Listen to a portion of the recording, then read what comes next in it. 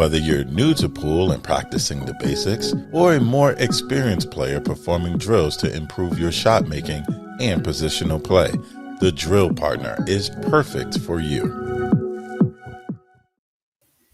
Well, Mike, it's about time we got back here, buddy. About time. Before, We only talked a couple of days ago, like mid last week or something, and since then, all hell has broken loose. the internet has been ablaze, but before we get into the fun part, I want to say real quick because we had a fun time being on the road. Big shout out to Mucci. They were the title sponsor of the festivities. I think Q-Tech was our sponsor for the SVB and Federer match, but Mucci helped out with the U.S. Open. So raffled off this bad boy. We're gonna pick a winner a little later on today. So big shout out to them, the casino, and it's a good looking cue, Mike. You know Yeah, very what? nice. What did they use instead of wood back in your day, Mike? Because you've been around since. Like, Are you kidding? They used to whittle cues back in my day. yeah, you were there by hand Yeah, that's taking right. photos there, Bob right? Mucci sitting in a corner with a blade, he'd just be whittling a branch. I believe it. I believe it. I bet you the thing hit good too. So anyway, go check out MucciCues.com. I got a soft spot for Mucci because um, that was my very first flip, Mike, when I was buying and selling cues, was a Mucci cue, a gambler. The original though, not the cursive, the Mucci original. It was a spade. And love that thing. Hit real crisp too. So anyhow, Mike, we gotta now that we said thanks. I have some other stuff coming up soon, and appreciate everyone for the support. And big shout out to all of our sponsors for the podcast. You see them floating around. Oh boy, Mike, but I don't know where to begin. We talked about the internet going off, and boy, did it go off, Mike, and not for the reasons that we would expect it to when you have like a world championship starting, multiple world championships actually, women's, men's world eight ball, and then the junior event. I don't know where do you want to begin, Mike? I'll age before beauty, so I'll let. Um, yeah, there's just a lot going on here. I mean, you want to talk about the tournament Not first or later? not really. No, not really. I don't really care about the tournament right now, to be honest with you, for a number of different reasons. One being, Well, I mean, the women's world the championship. women's is great for sure, and women's is stacked. I love seeing the like Shasha and Hanyu, Siming Chen. Those. What do you those think ladies. of what do you think of them using the sets for World Nine Ball? Sacrilegious, Mike. There's no reason for it. I feel like it's nine ball. Let them go play nine ball. Let them decide it like the way that it ought to be. And so I don't think it was broke. The event was great. Um, and wasn't that the event where like I don't want to bring up old stuff, but like the other year where like Christina misses like a straight in nine ball to beat Allison or something, and then Allison goes on to get in Yeah. the final, right? But like was that sets, Mike, or that was just a flat No, race, no, that wasn't it? was This I believe this is the first time they've used sets for the Yeah. So it's women's like World Nine Ball. I I think don't I don't get so. it. I mean, So they introduced sets when they were doing the 10 ball, yeah, and that was going to be kind of their difference, and they're catering to the viewers. I suppose that's the argument here. has to be. But yeah, it's interesting choice for women's World Nine Ball. I mean, I think they're trying to just talking now. I'm thinking they're just trying to have a similar wave like the But then, world teams. the men's World Eight Ball is sets. I mean, it's not sets; it's a straight race. Right. Yeah. Well, that's what I mean. Like, but the World Teams was by far their best event that they've done, and that's me having been at a few World 10 Ball Championships. And don't get me wrong, like, they were Yeah, great, but like that the World Teams drama, maybe they that want was to. good. That was good. That works in that scenario. Women's World Nine Ball, I don't get it. I'm glad that they didn't do that with the eight ball. Yeah. But it's just there's not any real rhyme or reason to it. It's just okay. Let's try this one here and this one that. So. Well, since you bring up Josh and Albin, I don't know. I don't know, Mike. Transition. It's all about Yeah. transition. No. I'm kidding. We'll get there in just a minute. No, listen. I the event starting like around 8 o'clock at night. So I've been checking out a little bit here or there. I love the scoreboards. Being able to follow in that regard. The women's, I just they resurrect the event, keep it as it is for me. But who knows? We may be victim of the moment if we have something exciting, ending up like it was with the world teams, because there was a lot of skepticism back then too. So to be fair to them, maybe they're trying to create that lightning in the bottle, and I hope they do. But for me, when I think about the women's event, it's a class field, Mike. It's quality. Uh, Yeah, really good. I love seeing some of these women who are in there. No disrespect to the WPBA, but very different field. I feel like it's a lot more dramatic in that regard. Now, who knows? Kelly and Allison may still go on and face each other in the final and rob it like they have been doing everything else. But Well, I Allison took out Han Yu in the second round. big win there, big win because Han Yu is a monster player. Yeah. But I haven't been following, to be honest with you, outside of the scoreboard watching. Like I just haven't been. I've been, Texas Open just finished up. My first year, I didn't get to make it out there. Congratulations to Vitali. That seems to be his home away from home. Tyler, coming in second there, which is great. Quality field there. A lot of players who you would expect to be in New Zealand, Mike, aren't, but they ended up going to Round Rock. And yeah, it's a weird. Like I love players having options, but um, I would have rather had I would have rather have Shane, defended his title and see a lot of these players go over there and compete. But then of course we saw what was it, Mike? Maybe like 3 weeks ago ish, something like that, when the players had put out that statement. Maybe you want to give some backstory here before we jump on into the main course. Well, the backstory is apparently there was a meeting, with all the players in Matchroom discussing, the threats against Hanoi. Hanoi is a big tournament for them. Last year, a lot of Asian players got squeezed out of it. This year, the ACBS, the Asian Confederation, is going after the players even harder. So they're trying to assure, that this happens. And so they talked to the players about issuing these statements saying that, these kind of solidarity statements, which were, you know, they were kind of about solidarity, and they were kind of like, we're behind Asian players. And they're basically like, don't mess with our Hanoi tournament. Um, so a lot of the top players issued these statements of solidarity saying they would not play in any more WPA tournaments in 2024. Top 16 Unless, players, right, Mike? Basically for it was, WST. yeah, it was kind of in that top 16 type of.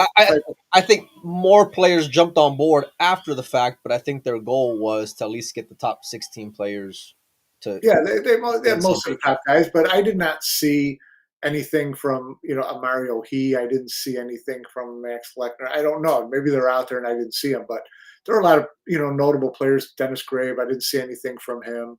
So you know, and then you turn around and there's a lot of some of these players. Albin had posted this.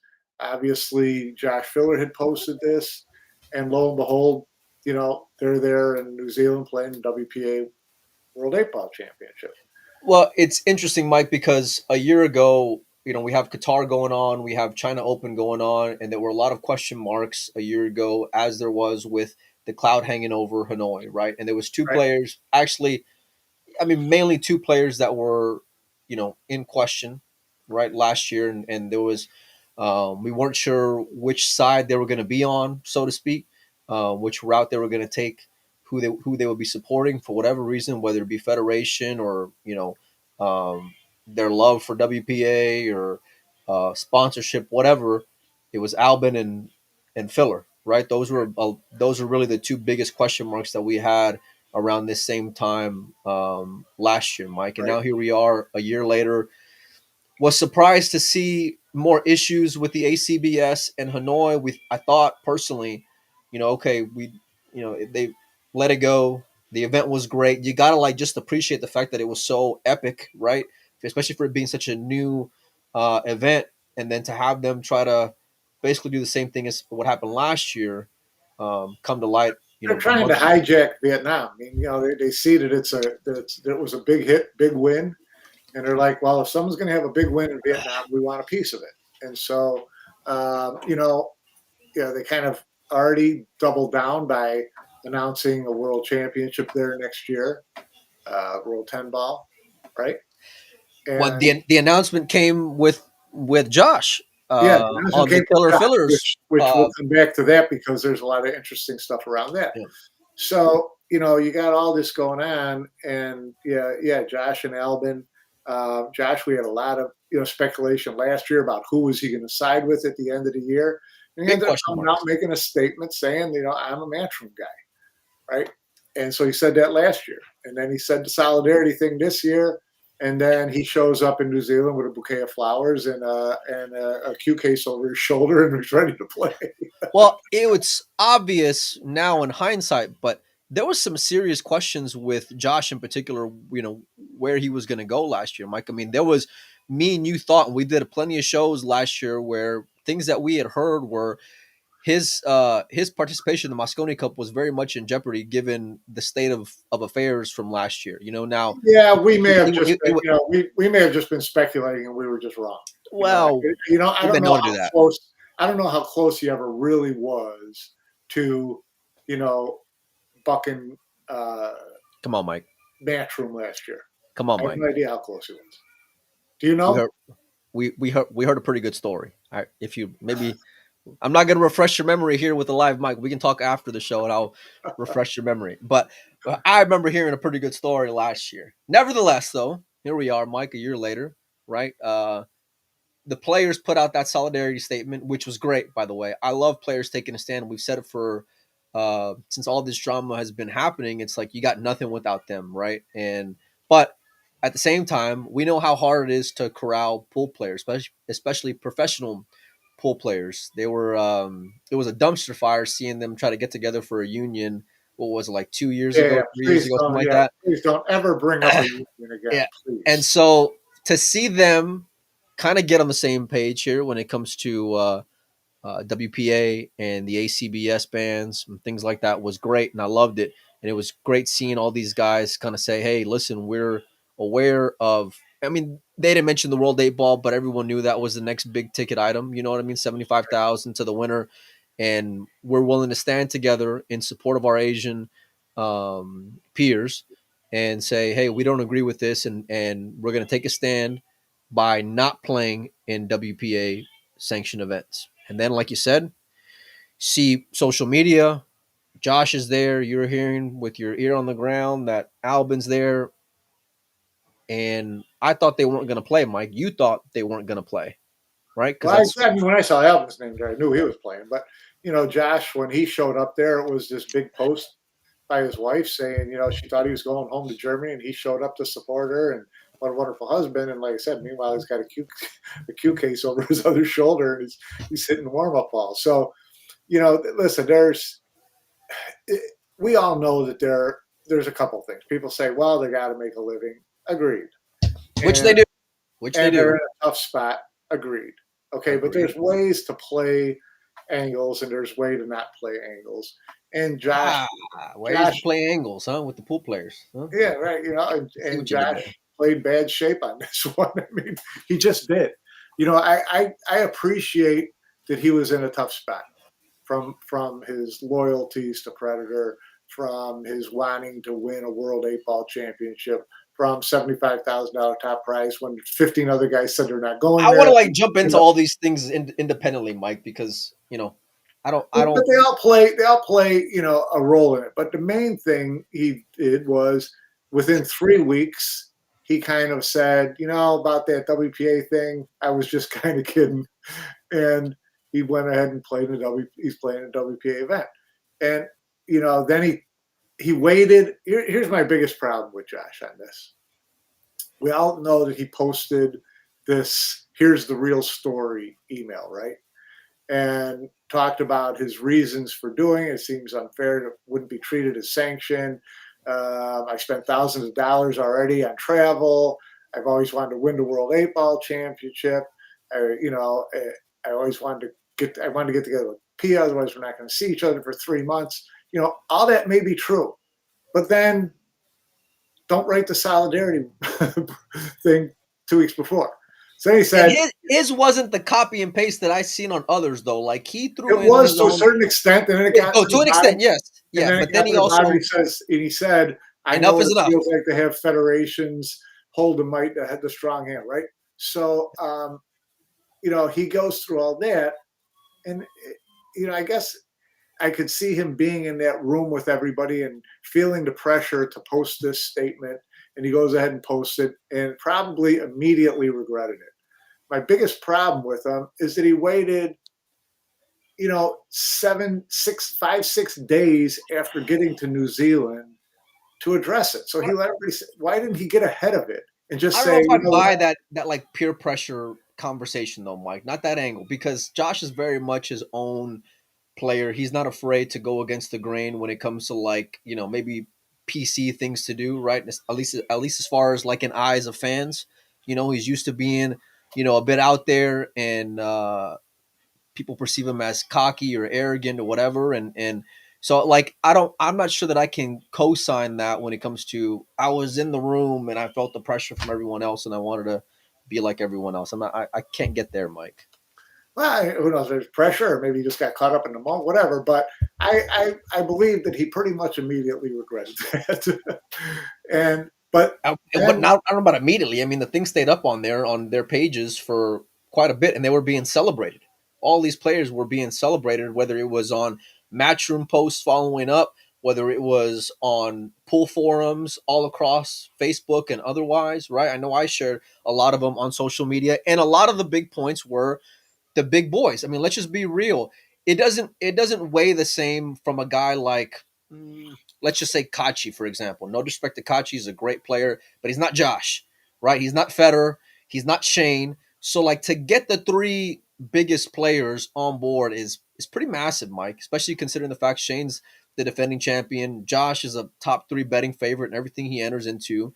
And so to get them to agree, and I don't listen, it he may have had regret afterwards, and clearly he did a couple yeah, days ago. But you had a lot of time for this to like marinate and this to really sink in, and it did not end up well. At least yeah, a no, few he days needs ago. a spin doctor now, and what he needs is people to proofread his stuff before he sends it out next time. Because it was just a bad message all around. He basically blamed the fans for getting on him when it's none of their business. And which personally, it's probably true, but you don't go out there and say that. You don't say you guys are a bunch of idiots Which because you know better about my decisions than I do. wait, say And that part again, Mike, because I got in a call. I'm sorry, messed up my oh no, my I'm audio. just saying that that he he just he's blaming everybody else for this problem that he created for himself, right? That they don't understand. They're trying to lead his life. No, that's not the point. The point is know how to deliver a message. Okay, Albin did the same thing, right? Albin wrote the It's support letter. received very differently from Albin than it is from Right. Josh, Now even though now they both basically did the same thing. right. They both said basically the same thing, but Albin, listen, I'm still not giving Albin a pass on this, but he handled it much better and got a much better response from it. Josh So handled it horribly, and he's getting hammered for it, and he kind of deserves it because, like I said, his letter, just half of it made no sense, half of it was accusatory of other people. There was no like, you know what, I'm sorry, but this is a decision I had to make, and this because I spent all this travel money, all that kind of bullshit. Forget it. He wanted to go play in this event, and he found his way to do it. And he's right. He can get away with this one now because it's before Hanoi, right? The only thing that he did but here, that was was, already the case. but yeah, right. But what he did wrong here was side with the players and then turn his back on them, and just did a lousy job of explaining his way out of that. By the way, Pinozo is available for hire for all you pool players. Reach out to Billiards Digest for managerial advice and I'll tell you what, consulting. he wouldn't be the first player who sent me letters ahead of time and said, "What do you think of this?" I hope you charge him, Mike. I really do. I know you're just too nice of a guy, though. I know that about you.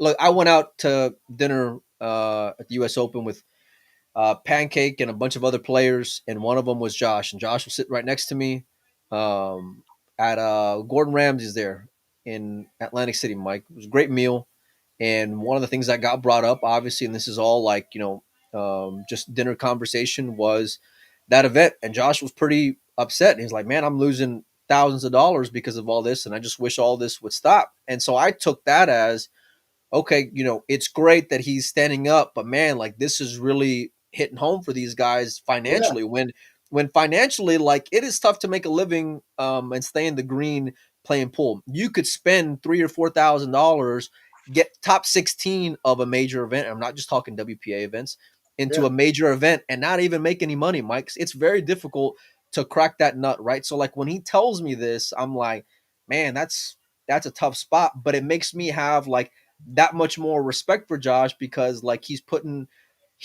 standing up for what I thought he believed in, right? I thought he was, representing something bigger than just himself or, whatever. And pool yeah. players in general are used to being like very self-serving and mercenaries, and it is tough to make some money. And so whatever they can do to make sure that they stay above water, I get it, Mike. I get it. But you're also a big boy before you hit the send button, right? Before you That's copy the and whole paste thing. something. That's the whole thing with him is hitting the send button. I mean, like, look at all these other guys who are there. Dennis Grave is there. Mario Heath Not there. not getting any shit. Neither Not one of them. any shit because they never said, "I'm not going." Right. Okay, Right. they got a free pass because this is before Hanoi, so they went. They still going to play in all the WNT And events. no They're one's still judging them winning. otherwise. And I'm sure they love the fact that they heard top. No, I mean, listen, Dennis Grave, Mario He were real happy to hear that top 16 players were not going to be playing in the World A Ball Championship. Okay, Mike.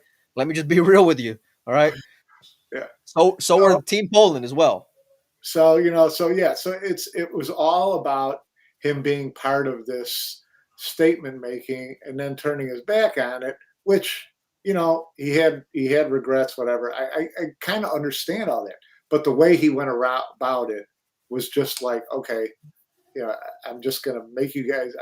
It's all about me, and it's all your fault that anybody's mad at me, and to hell with you guys. These are my decisions, and I'm making them. Which it all sounded very selfish. It all sounded very like he was trying to rationalize stuff that really, if you break down his letter like by paragraph, you're like, well, this makes no sense, and this makes no sense. So it's too bad. But he's a young kid still, and he's going to make mistakes, probably more than Oh, most, Mike, because he's not the come most on. socially savvy kid in the world. Let's be honest. So you know he's getting pounded on, and he kind of brought it on himself. So I don't, that's what happened. We'll see what happens going forward. I don't know. I'm really anxious to see how other players treat him going forward. Whether other players say, we listen. Players aren't going to treat him. The players aren't going to treat him any differently because the players all understand, and they understand that they were also maybe to some extent. Federer is in New Zealand. You don't think Federer would like to take him aside and play a set with him right now? Oh, I'm sure he would say, "Hey, listen, you win the 75,000 heads. Yeah, right. The I'll first play." guy in line to shake his hand is going to be Federer. Yeah, and ironic. I mean, he'll probably end up winning the event, Mike. You would bet on him to win the event, all things considered, especially looking at the quality of field there. You know, Yeah, there's a lot of good players there. A lot of good Asian players who probably play a lot of hay ball. So there are probably some good 8-ball players there. Who knows? We'll see what happens. I want to know who the hell the Taiwanese kid is. Who goes by Ryan? Who's like Ryan Su? Ryan Su is a monster kid from Taiwan. Let me tell you, the first time I got introduced to Ryan Su, and it was my first U.S. Open at Mandalay Bay. Go back and look at the bracket. The kid made the top 8. That was the first time that I got introduced to him. And like you in this event, I was like, who is this kid? He's a killer. Right. What happened is he goes back home to Taiwan and has to enroll in the military for, I Oh, think is it that was what happened to him? like Okay. like 3 or 4 years, something like that. So he fell off the map. Then he comes back. I want to say it was maybe like 2 years ago, year and a half ago, and he played some regional events. And now he does training for Taiwanese players out there. He's a coach and he makes really good money, from what I understand, doing that out there. He's a super nice kid, really sharp, and I'm not surprised to see him beat some names.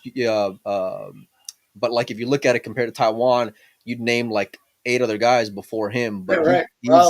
he can play. He beat Carlo, he beat Yeah. Hasai, and then he drubbed Mario He. Yeah, he can play some pool, that's for sure, and any pool. Apparently. Look, you should have thought about what you were signing up for, and when you sign up for it, don't give me that shit about your age or being young or any of that. Look, Mike, your word means something. You know, I mentioned Yeah, it's Q. supposed to, no Look, doubt about it. your integrity means something, and it should mean something.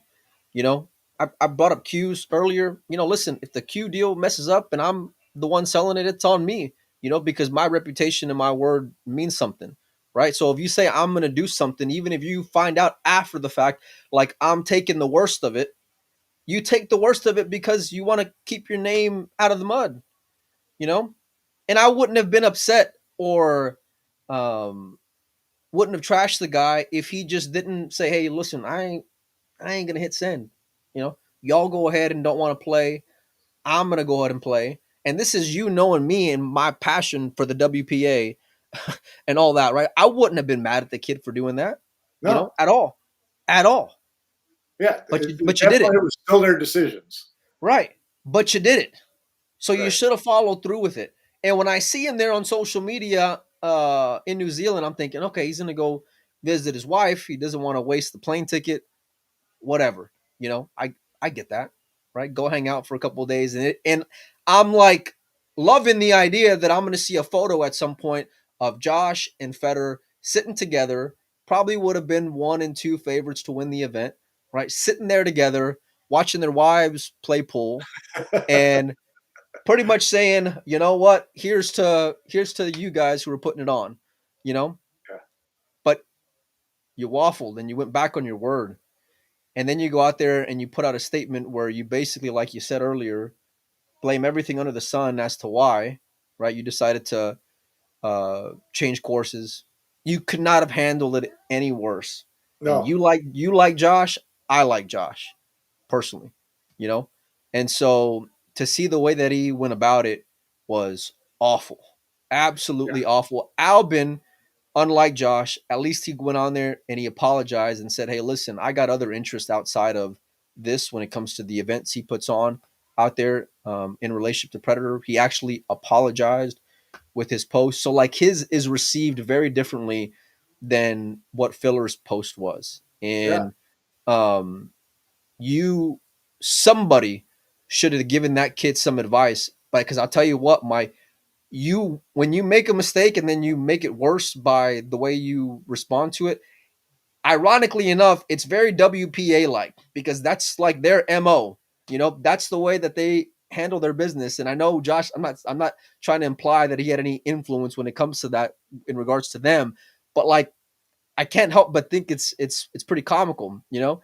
But at the end of the day, look, you were wanting to do something bigger. You know, you were wanting to support guys who don't have a say, who are there being bullied, who are there being threatened, not even publicly, right? Like this is all behind the curtain kind of stuff. And you've heard a lot of stories. I've heard a lot of stories. I've seen some real and heard some real unfortunate things of the way some of these players get treated. That's who the fuck you were putting that statement out for. That's why you didn't play, you know?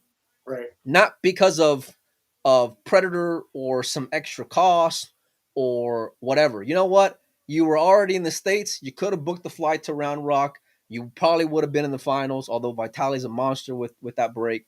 But you could have figured out a way to make some other money, you know, generate some other income, you know.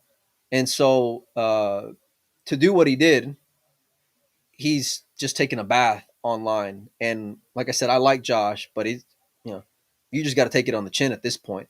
Well, he's getting it on the chin for sure. I mean, when you post your own post and you have as many fans as he has, and 98% of the responses He's got a lot of haters too, Mike, and all that does is give them Oh more my God. fuel to his fire. Yeah, usually when And someone posts on their own page, they get enough of their fans, who go along with I them and got your say, back. "Yeah, good for you. I respect you." He got nada. He got nada. Fucking brutal. It is. But it's you make your bed, you lay in it, Yeah. and you should have had enough awareness to know, number one, how it was going to be received, number two, to know, hey, this isn't necessarily the best. And listen, I know Pia handles a lot of the social media, you know but Right. somebody should have proofread that. Somebody should have said, hey, listen, you might want to reconsider that, because You got to believe she saw it before he hit send, but that's I would think so. But Yeah. it's yeah, I'm disappointed in him more than anything, because I love the idea of those guys standing up for something that's bigger, and I think that some players, like I've heard from other players, and I won't mention any names, who took part in that same stance, who really just didn't want to go to New Zealand because it was inconvenient and costed too much money, so they weren't going to go anyway, and then they still put out that statement and it looks good, right? And you're towing the line, but the last thing you want to do, especially when people have enough passion for the love and the hate side of you as a player, as Josh does.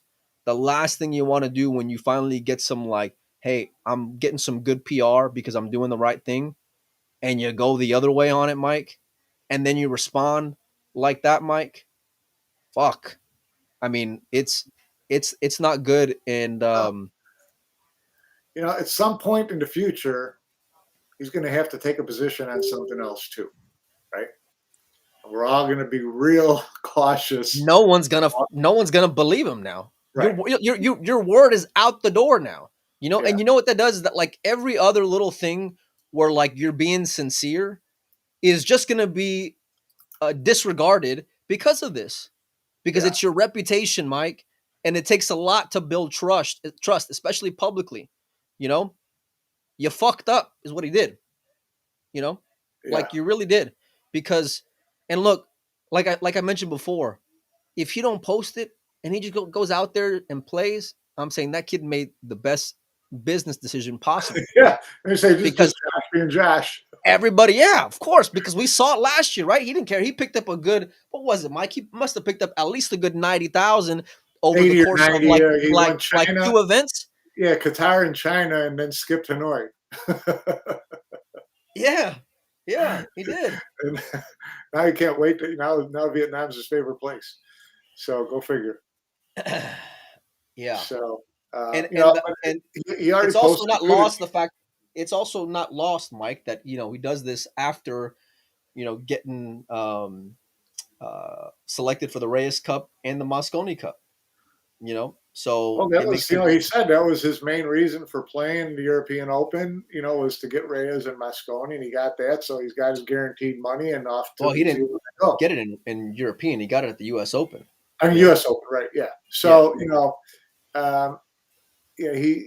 he's following. You just follow the money. You know where his decisions are going to be, and if if no one's holding a gun, As it should, Mike, as it should be, unless you take this, like, moral high ground and right? say, I believe in something, and then you say, you know what, I did, but then I can't look the other way. I got other things that are affecting it, Yeah.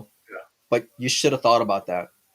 And Albin, listen, Albin is, when it comes to the decision, Albin's no better. And I like Albin as well. But Albin's no better. Now, he went about it in a different way, like we mentioned earlier. Yeah. And it makes a massive difference, at least as far as, like, how it's received and the optics of it, and how he's treated about it. I mean, like I said, just because he made that statement and it was a decent one, I'm not giving him a full pass. And I don't think his players should either. And I don't think they will either. But I don't think any of the players are going to give either one of them any issue, Mike. Do you? What's that?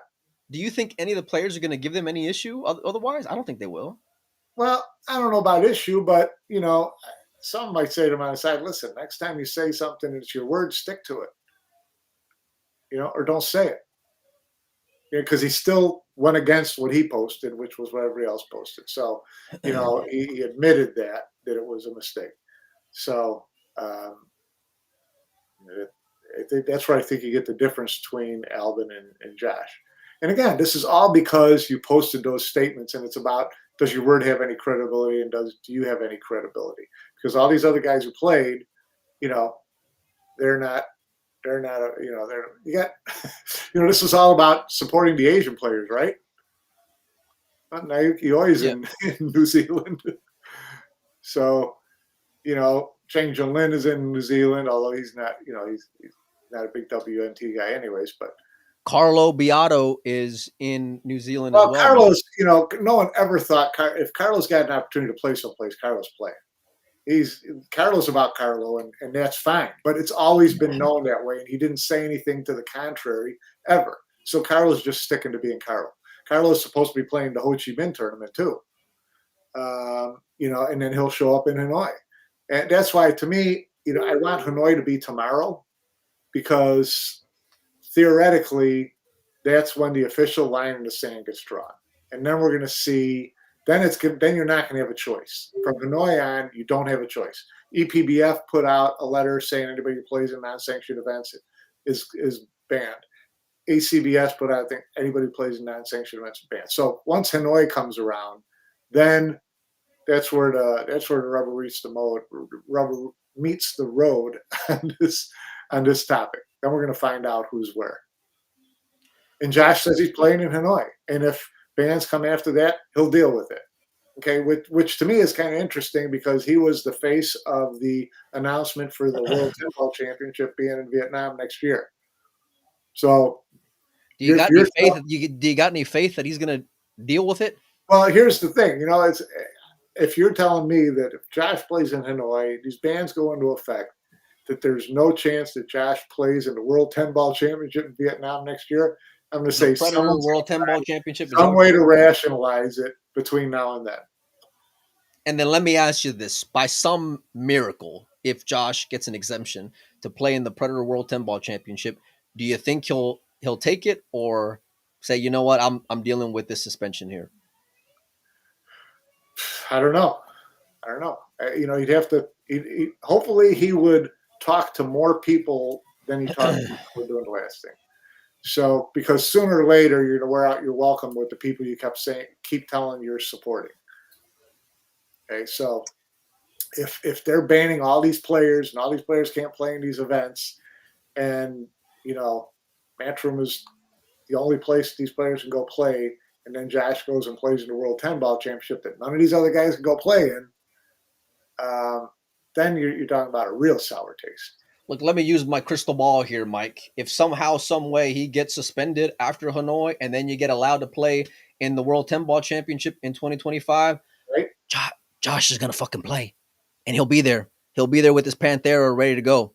And that's when you find out whether people. You already found out. That's when you're going to find out whether there's going to be real repercussions against him from the other players and from Matchroom.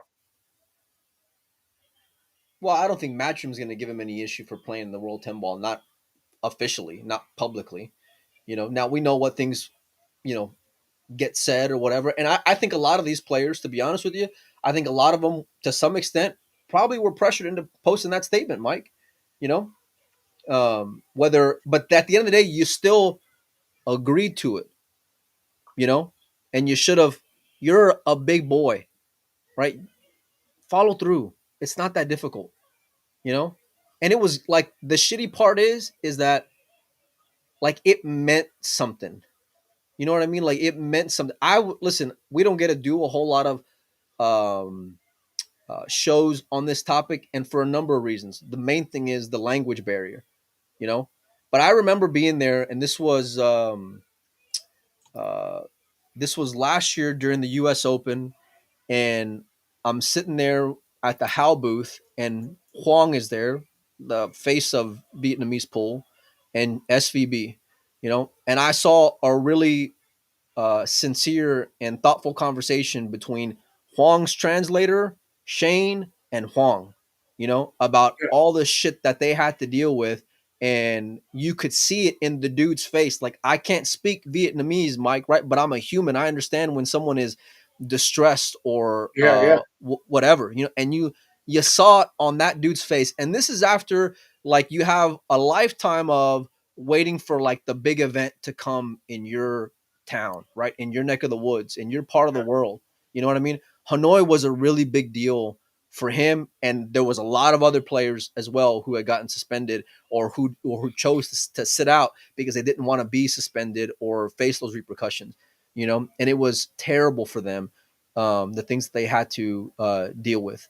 And that was just the little bit of conversation that I heard of just being in the, so to speak, right place at the right time. I can only imagine all the other things that are really going on, that these players are being threatened with as well, Mike. Yeah, well, it's not in Vietnam. It's getting worse before it gets better.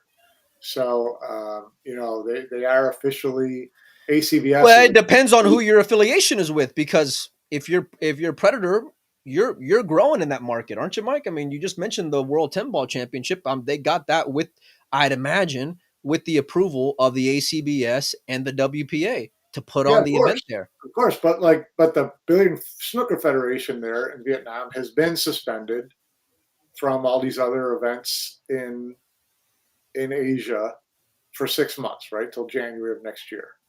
And then it starts trickling down to the players who play in these events, who are members of the Vietnamese Billiard and Snooker Federation. So, um, you know, they're in a really tough spot. The players there, and that's what a lot of this is about. Is okay, how many Asian Yes, that's what are it's going to be about. in That's Hanoi? why you How were many Vietnamese standing with players your are going to be? guy. I know Josh can be in Hanoi. I know Shane's going to be in. How many Vietnamese players are going to play in Hanoi? How many Asian players are going to play in Well, there Hanoi? was a lot of Vietnamese players who played in Hanoi last year. They just weren't the name players that we were used to Right. seeing, for the previous whatever. And this was, mind you, Huang was on a tear last year for a big part of it. Up until the U.S. Open, he was playing really solid, and consistent. He would have been top 10 favorite ish, something like that. To win that event. And Yeah. those numbers would have been massive as far as viewership, Mike. And so that's the reason why, like, if you're Josh, that's what you were doing it for.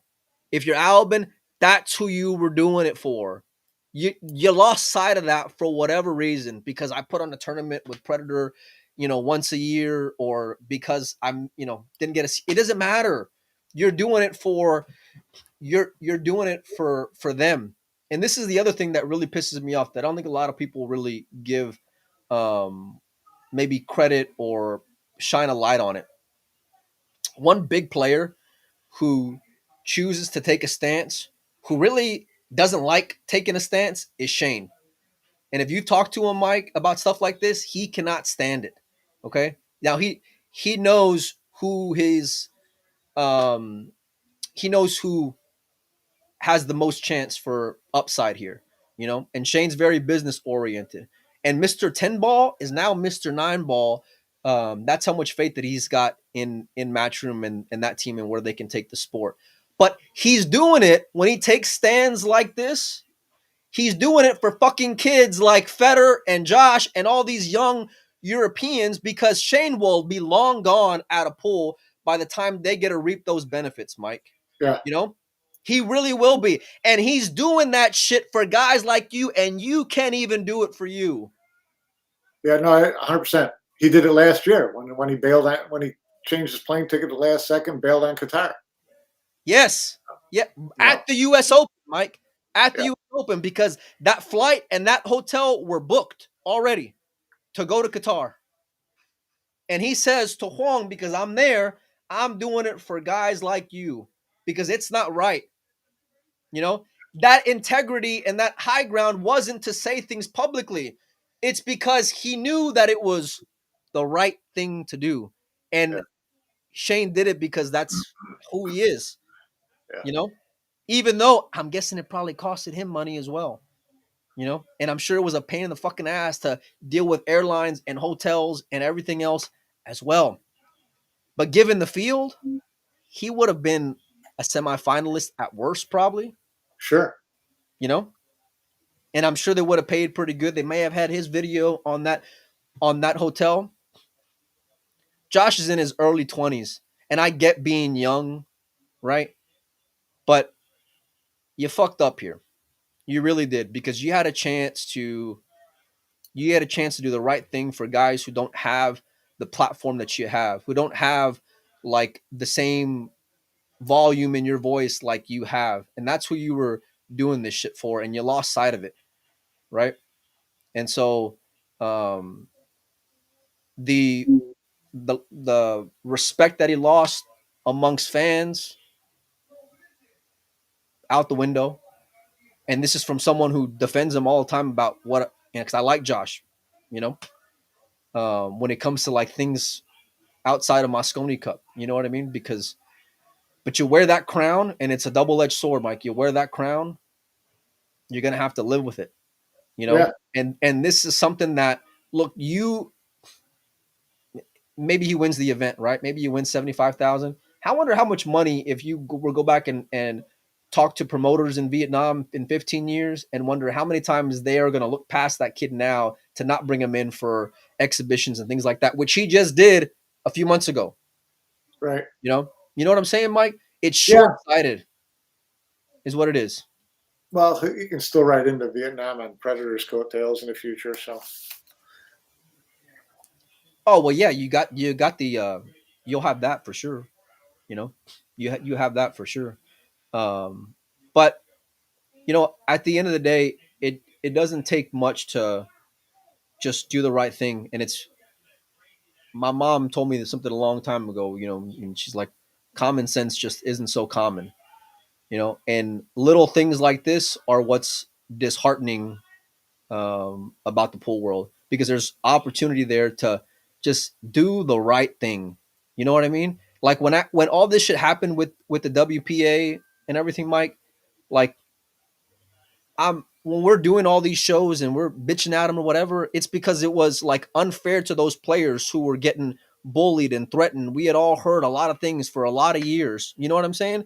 And It wasn't because like there's no gain here, there's no nothing, right? We got painted as shit stir, not you, Mike, me. I got painted as a shit stir. Mike's like fucking Sweden over here. You know what I mean? But it's like you do it for the guys who are intimidated to have a voice. And I get it, because they're trying to, number one, live their dream, and number two, try to make a living in a very in a very difficult sport to make any kind of money on. Yeah, no, that's the main thing. I mean, and you see these guys, they just don't have that many opportunities. You hate to see them not be able to take advantage of every opportunity that they get. And so, like we said before, we can see where some of these guys are in New Zealand. I mean, they kind of almost have to be. But for guys like Josh and Albin who are saying one thing and doing another, it just makes pool players look like, promoters have always said, we'll do what we want to do, and the pool players show up. Yeah, right? No. See, I think you could use that umbrella statement before, Mike. You can't anymore, because now the players have shown that the mercenaries that I called them for so many years, I think they still are to some extent, but it's not the same anymore. Like today, it's not the same, Mike. So like you'll paint that brush, but on them, on those two. And I wouldn't even say the same thing about the guys like Mario and Dennis and all these other guys. I wouldn't say the same thing, Mike. Because I understood where they were coming from. They can go pick up a cool $30,000-$45,000. Hey, go get it. Can't wait to see you play the next one. But don't take that stance, Mike. I'm just waiting for Josh's speech after he wins the World 8-Ball. Well, listen, the person who loves content in me, I pray that we end up with an Albin versus Filler final in the World 8-Ball Championship.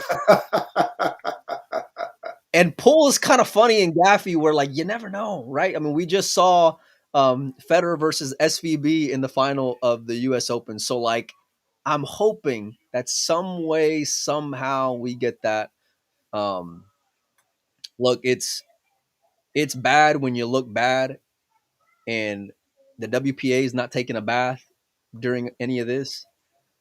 Predator isn't really taking a bath during any of this, because like we know them already. Yeah. We know them. We expect these moves from them, right? We know that at least I'm not going to get anyone on the WPA on here anytime soon. Predator, they won't even return my phone calls. They won't return my messages anymore. Which I do think is well, the word I would use, Mike. But the players are leaders. A guy like Josh, he's a leader. And Supposed to the be. supposed to be, yeah, supposed to be, right? The moves you make are what's going to affect you down the road and affect others who aren't in such good position as you were, and you owed them better than what you did there, because you turned your back on them. And I don't care how you want to spin it or how you want to whatever, right? You should have known better. It's a shame you didn't. The shit you're going to get online, like you said, you kind of got it coming here, Mike. Well, Josh is going to get. I imagine Josh is going to get a nice reception in Florida for the Mosconi Cup. Well, I bet you he's going to get a nice reception in Hanoi, Mike, if he goes there. He said he's going. Yeah. So yeah, we'll see what happens in Hanoi. We've been on for an hour already. Mike been on for 50 minutes already. I've been on for 10 minutes. You've been on for 50. Sorry, buddy. I'm passionate. Sorry. Yeah. Sorry. No, it's good that, sometimes you just got to go off, man. Yeah. It's been that it's like that sometimes, Mike. Certain topics just get that way, and but there is an event going on, Mike. I posted the other day about what I thought about this World Championship, and I want to get your thoughts on it. All things considered, outside of like that. What the World 8 outside of the Josh and Albin situation. Well, I mean, there's a lot of good players there. I mean, Darren's there. Swiatek is there. Darren's a great 8-ball player. Wojciech is a great 8-ball player. Dennis Gray, Torsten. All the Poles are there, obviously, because they're except for Victor. The Polish Federation does keep those guys under pretty tight rein. So they're all there. Which kudos to Victor. You saw a kid go through some, when it comes to his federation, ask that kid. And here's a guy that, Mike. And there's a kid who's not done well lately either, which I feel bad for. So he's not getting the bonus that he should get for being the guy he's been.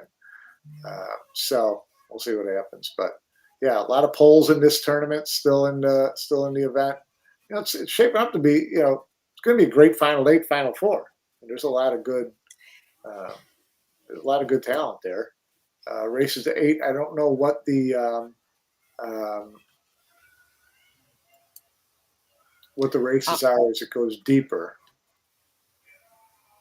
But yeah, I agree with you. The Final 8 will be great. There'll be some, like, the cream will rise to the top out of who's there. That event last year, Mike, was pretty great. I mean, it ended with Shane winning, which is cool. And the story of, I wanted to win that. And that's why I kind of get that from Josh, is I want to win the World 8-ball championship since I was a kid. I understand, but it's like, man, it really just pisses me off as like a Poole fan when we're getting robbed of these opportunities for like great things to happen, because of moves from people who I would like to hope that they mean well, but man, do they make some terrible public decisions time in and time out, Mike, over and over again. Yeah, no, it is. It's frustrating because there's so many great events, and you want all these great fields in every event, and but now you're really at a point, where it's this Cold War for right now, and then after Hanoi, then it's Who knows? Again, who knows? And then there's got to be a winner and a loser, which is a shame because it could have all been worked out before now, where everybody's playing in all these events. You know, I don't think we spend enough time talking about why that's not happening. Do you think the Federer and SVB like has been the story for like up until this point of the year, Mike? As like the writer and pool historian that you are? Their match, has it been? Well, Or, just yeah, I mean their match, their US Open final. well, I think Federer's more of the story this year than anybody, for sure. Yeah, agree. Yeah. What, Shane's a good part of it, but you know, I think that the dominating storyline this year for sure is Federer. you know how much that kid likes money too, Mike? He does like his money, that's for sure. He does like his money. He does like his money, and God bless him for that. You know, absolutely, God bless him for that. I talked to him in Saudi Arabia. He said, "Listen, I really, you know, don't want to have to be relying on tournament money when I'm in my mid-40s. I want to have bankrolled enough or have enough you know, have enough Smart. other, you know, areas of income, things like that." And Shane's always done that. Shane owns half of Rapid City as far as, you know, real estate goes. You know, I don't blame him for that part. You know, he's getting while the getting's good. Well, you do stuff like that because you want to keep a good reputation, Mike. I think that's the moral of the story here. You know, what I was getting at with Federer though, Mike, was just that like, imagine if we would have seen like an SVB Federer final of the World A Ball. How epic would that be, Mike? Be great. You know? How given the match, the U.S. Open, and then we're getting robbed here. You know, fans are getting robbed. What were you going to say, Mike? You know, a couple people mentioned this unsanctioned event. You know, that Predator announced the events in Puerto Rico. What do you and make the Puerto of that, Rico Mike? Open is not WPA sanctioned. So I found it really interesting. Obviously, the women's tournament there is WPA because it's the World Championship. Found it really interesting that they are going out of their way to not sanction the Open event, the men's event in Puerto Rico. And just curious as to, you know, how that plays out. I mean, now they're pretty much eliminating players who, you know, Polish players, Asian players, or whatever, who follow the WPA threat, right? Who are playing Because you would think they're going to get suspended, right? If they play in that non-sanctioned event in Puerto Rico, yeah, they'd have to get suspended. You would think, unless they've figured out some way to have the added money under a certain amount so that it's not considered a WPA sanction. Who knows? So, but I you know, since they announced it as a non-WPA sanctioned event, you know, it seems like they've kind of said, okay, this is our event for WNT players, you know, and we're not going to allow these other players can't play. So it's, you know, you're losing part of your field either way you go. And unless it's a $60,000 total prize fund, right? That's what they announced, $60,000 total prize fund. You know, I don't know how many guys are racing to Puerto Rico for that.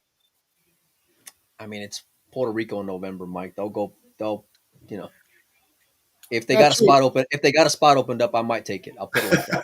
It's not a cheap trip, but yeah, I mean, you know, it could be. Yeah. So it's going to be really interesting to see how that plays out. But I think it kind of shows the frustration level with Predator too, of having to deal with the WPA through all of this and seeing them pay the price for missed opportunities.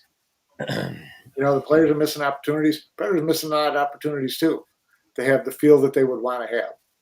Of course, yeah. And especially given that, and I'm sure it's a really big nut. It's a really big nut for them to crack going over there.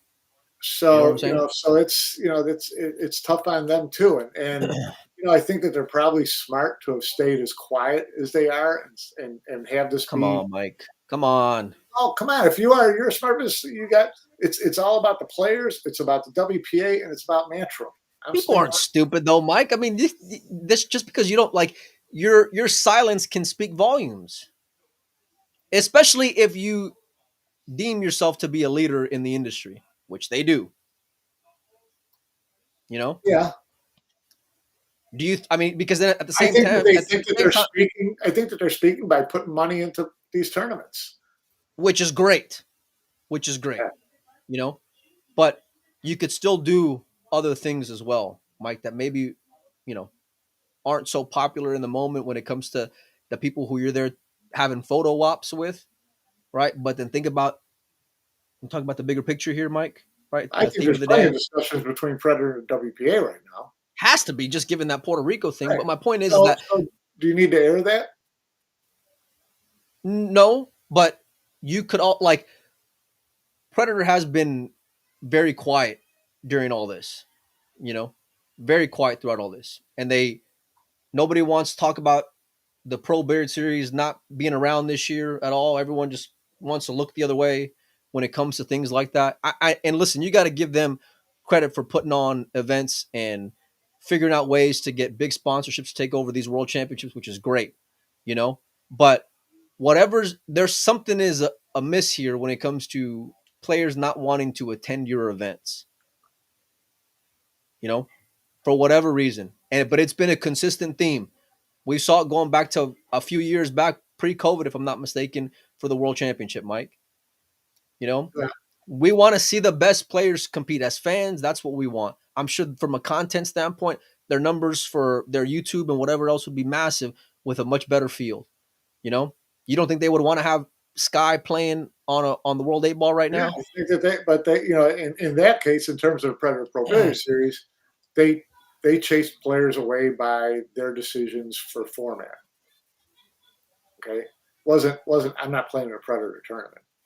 It was I'm not playing. It's a I'm race not to playing eight. a It's a gaff race to eight here. I mean, for you the know, 8 ball. Yeah, it is the World Championship.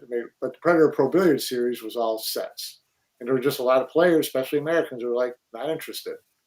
because they don't want to So that spend $4,000 for a spot shot. right. Yeah. So that was different to me than the issues there with WPA. Look, they are doing great things, and there was a comment earlier from Willie about feeling bad the players are put into this position. Absolutely, it's shitty Yeah, for these players to be put 100%. in this position, and I don't want that to get lost during any of this. And that's like being fair to them because guess Matchroom ain't putting on a show without the players, just like the WPA ain't putting on a show without players. It's all about those players making a living and they just want to go play pool. And if you talk to them, even though they may say the right things publicly, at the end of the day, they just want to be able to go play pool, Mike. That's it. I don't think a lot of them want to be spokespersons for one camp versus the other. You know, Right, 100%. they're not comfortable with it. They don't want to do it, and they don't want to whether it's relationships they have on this side of the fence or that side of the fence because guess what? They need both sides in order to keep their head above water. You know, but you can Yeah. still make better choices here. Um, anyway, Mike, I want to watch more pool over the next coming days, and I will. Because I'm just Yeah. Texas No, Texas Open's open, the quality of the event. I'm not going to Over not watch it because Josh decided to play. No. I'm still gonna tune in. I hope the fan in me wants me to see Josh, go deep because I think he's exciting to watch. You know, but he lost a lot of fans over the last few days. You know, and he didn't need to. Yeah. And this is the thing. Look, world championships mean something. I really love world champ. We've had this fun debate over the last few years of doing this, Mike. But I used to always say, um, when you win that, you get introduced as that means something. It is a very big deal. It's sacred. And so we've been an hour into the show and we barely even talked about a world championship. After what was a great world championship last year with Shane winning. Right. You know, so that should have been the story. You know what I'm Yeah. saying? That should have been the story. Pool is just doing this, Mike, especially on the heels of Federer winning the US Open and Federer winning the World Championship, right? It's on the rise. People are salivating at more. I want to watch more of these guys. I want to watch more of this drama, more of the storylines. I want to watch more great pool, I want more great quarterfinals and semifinals because that event, that U.S. Open event, was awesome. You know, the World 8-Ball could have been like that too. You know, Yeah, it should have been like that. should have been like that. It really should have been. You know, so anyway, Mike, you got anything else, buddy? Before we, No, I'm all talked out. well, I'd love to have you on over the next couple of days and actually talk some pool with you as well, buddy. You know, Yeah, no, absolutely. I watch a little bit of this. The women are going to be exciting to watch. We'll see if the sets for World 9-Ball works or not. But I'll watch that. I'll watch the women for sure, and the men. Yeah, I mean, juniors as well, Mike. They got some great junior talent. 8-Ball is fun to watch. It is. So there'll be some great matches. Yeah, There's a lot of really good stuff going on around the world.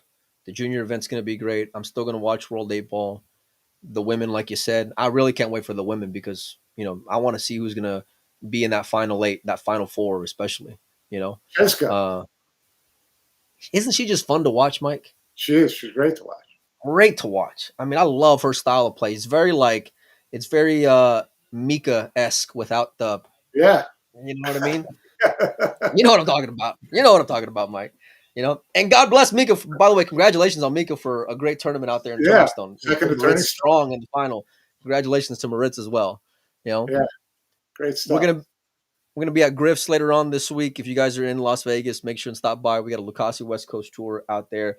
Seattle Open is going on as well, and that's got big.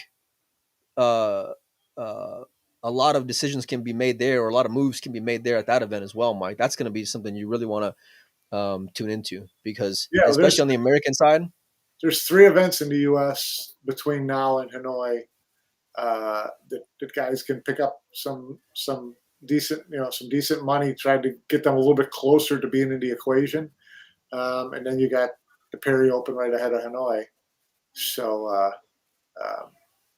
Yeah, a lot of opportunity for the players still.